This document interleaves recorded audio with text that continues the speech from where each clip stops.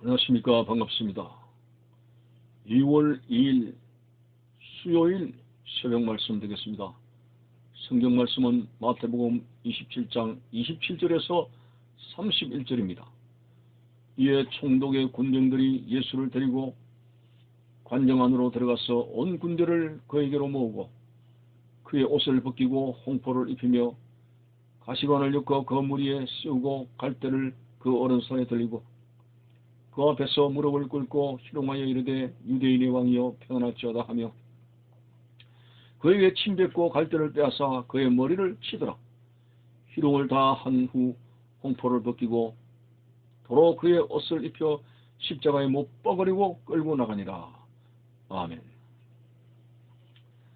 드디어 빌라도는 예수를 십자가에 못 박도록 넘겨주었습니다. 오늘 본문에 총독의 군병들이 예수를 데리고 관정 안으로 들어가서 군대를 모으고 예수님이 기존 입던 옷을 벗기고 조롱을 했습니다. 왕들이 입는 걸치는 홍포를 둘러가면서 왕관 대신에 가시로 된 그런 관을 엮어서 머리에 씌우며 이마에 피가 흘러내리고 갈대를 그의 오른손에 들려서 마치 임금이 가지고 있는 홀처럼 조롱을 하고 있었으며 그리고 무릎을 꿇고 희롱을 했습니다. 유대인의 왕이여 평안할지어다 하고 예수님을 희롱하며 심지어는 30절에 예수님에게 침을 뱉었습니다. 그리고 예수님에게 쥐어준 갈대를 다시 빼앗아 그의 머리를 쳤습니다. 그리고는 홍포를 다시 벗기고 난 후에 그의 옷을 입히고 십자가에 못 박으려고 끌고 나갔습니다. 참으로 하나님의 아들 가장 거룩하신 하나님께서 인간들에 의해서 너무나 많은 굴욕을 당하는 모습이 나옵니다. 우리는 평생에 어떤 사람으로부터 뺨을 맞는다는 것은 있을 수도 없는 일이죠. 그런 일도 없었습니다.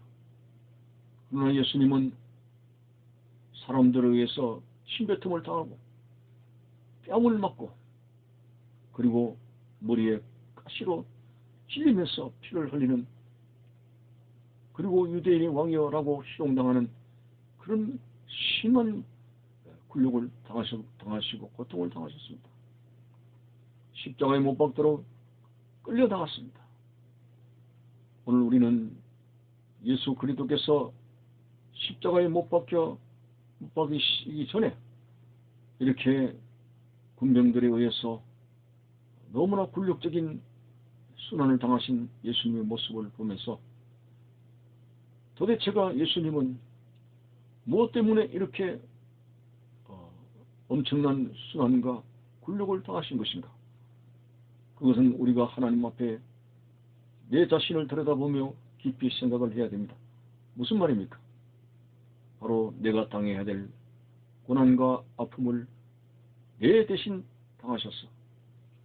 결국 대속의 제물이 되시기 위한 이 굴욕적인 과정을 밟으셨다는 사실 앞에서 우리는 결코 주님 앞에 냉랭한 가슴을 가지고 살아간다는 것은 그것은 참으로 거듭난 물과 성령으로 거듭난 자의 모습이 아닌 거죠. 어느 신학자는 진정 예수 그리스도의 순환을 생각하고 예수 그리스도의 십자가를 생각할 때에 눈에서 늘 눈시울이 뜨거며 눈물을 머금고 살아가는 그런 생활이 되어져야 된다는 그런 의미 있는 말을 하기도 했습니다. 참으로 예수 그리스도의 이 순환을 겪으면서 대속의 죽음을 죽지 아니하셨더라면 오늘 우리의 삶의 의미가 무엇이겠습니까? 우리 주위의 수많은 불신자들 부귀영화로 그렇게 한평생을 산다 할지라도 우리가 그들을 부러워할 것이 뭐가 있습니까? 예수가 없는 그들은 잠시 피어나는 풀과 같은 존재이지만 그 모든 부귀영화가 일순간에 날아가 버린다는 사실 앞에서 우리는 그들이 세상에 어떤 고명한 자리에 있다 할지라도 부럽지 않습니다. 바꾸고 말하면 우리의 대속자이신 예수 그리스도를 통해서 희망을 가질 뿐이죠. 나의 죄를 사하시는 예수 그리스도를 통해서 삶의 유일한 소망을 가질 뿐입니다. 다시 말해서 예수가 없이는 우리는 삶의 의미를 찾을 수가 없다고 하는 것입니다. 불신자들은 이것을 모르기 때문에 살아가지만은 정말 천당과 지옥에 있다는 사실 앞에서 아버지의 집인 하나님 나라로 가지 못하고 영불로 들어가는 우리의 운명이 되어진다면 무슨 삶의 의미를 가지고 살아가겠습니까? 천만만만 하나님 앞에 감사하게도 오늘 예수 그리스도께서 대속의 죽음을 죽으시기 위해서 이렇게 엄청난 순환을 받으셨다는 사실 앞에서 우리는 감사와 회개와 그리고 구원을 향한 기쁨의 소망을 가져야 된다는 사실을 우리는 생각해 볼 수가 있습니다. 특별히 오늘 우리는 신앙생활을 하면서 인간관계에 벌어진 여러 가지 상처들을 이야기합니다. 자존심 상했다. 그가 왜 나를 무시하느냐. 그건 왜 나이 그런 말을 할 수 있느냐. 이 자존심의 문제 때문에 상처를 받았다 해서 신앙이 매우 흔들리면서 결국은 교회를 떠나고 나는 더 이상 교회 가기 싫다. 이런 말을 하기도 합니다. 그러나 오늘 아무 죄가 없으신 예수님도 이렇게 홍포를 쓰시고 홍포를 입으시고 가시면류관을 쓰셔서 최고의 굴욕적인 모습으로 이제 순환을 당하신 것을 생각하면서 우리도 하나님의 진리를 붙잡고 예수 그리스도를 따라가는 자로서 때때로 인간관계 속에서 오게 되는 여러 가지 자존심 상하는 일이 있더라도 주님께서 이런 순환을 당하신 그 모습을 생각하며 우리도 그것을 잘 인내해야 되며 예수를 붙들고 가는 이 신앙에 조금도 흔들림이 없이 나아가는 믿음의 결단들이 필요합니다. 우리 교회 밖에는 인간관계에서 벌어진 상처 때문에 교회 밖으로 맴도는 타락한 자들이 많이 있습니다. 여러분, 신앙생활은 끝까지 가야 되는 것입니다. 끝까지 경주를 해야 됩니다. 사도 바울처럼 구원의 도선을 향해서 날마다 달려가는 삶을 살아야 되고 예수 그리스도를 푯대로 우리는 앞만 보고 나아가는 자가 되어야 되지. 여러 가지 심적인 고통을 주고 아픔 때문에 결국은 우리가 흔들려서 견디지 못하고 나가 떨어지는 그런 어리석은 실패자가 되어서는 안 된다고 하는 것입니다.